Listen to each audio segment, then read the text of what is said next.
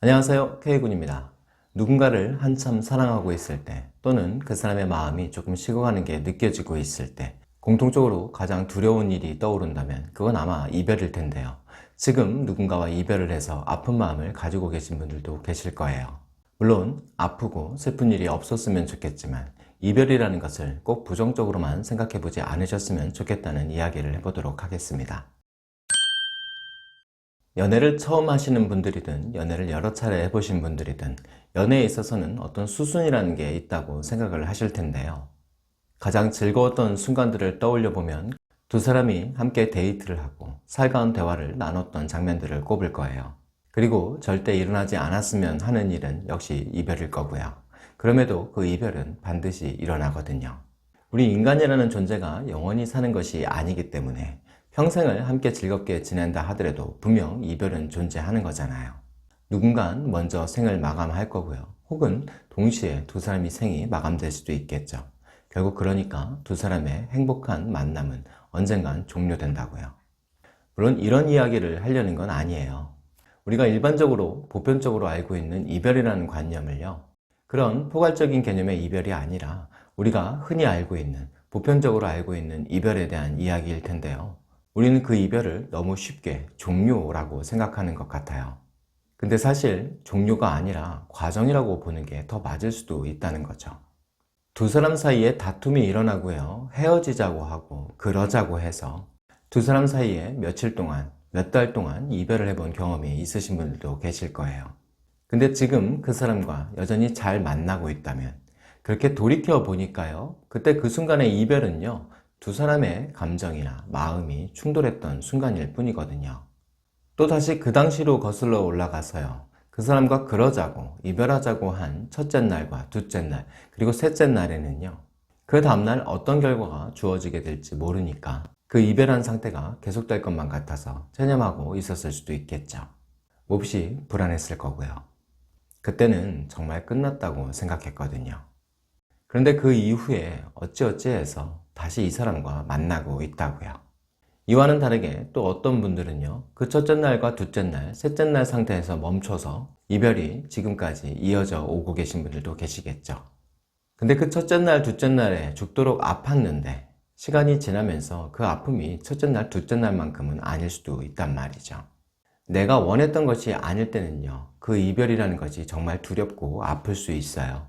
하지만 우리가 연애를 함에 있어서 그 이별 순간을 한번 떠올려 보면요, 내 상대에 대해서 내가 그렇게 고민하고 집중했다는 게 신기하기도 해요. 그 사람을 잡아보려고 했는데 내 뜻대로 안 되기도 했었고요. 그래서 그 사람을 내 마음속에서 지워보려고도 했어요. 그런데 그것도 또 잘 안 됐어요. 아픈 걸 참아보려고 했는데 눈물이 왈칵 쏟아지고요. 이렇게 내가 그 사람에 대해서 이 정도의 마음을 가지고 있었나 하는 놀라움도 발견하게 되죠. 그리고 그렇게 이별을 하고 나서요, 지나간 시간들을 돌이켜보면요, 그와 참 즐거웠던 것도 많았지만 후회되는 일도 많아지네요. 이별하기 전에는요, 막연히 그 사람과 즐겁다고만 생각했었어요.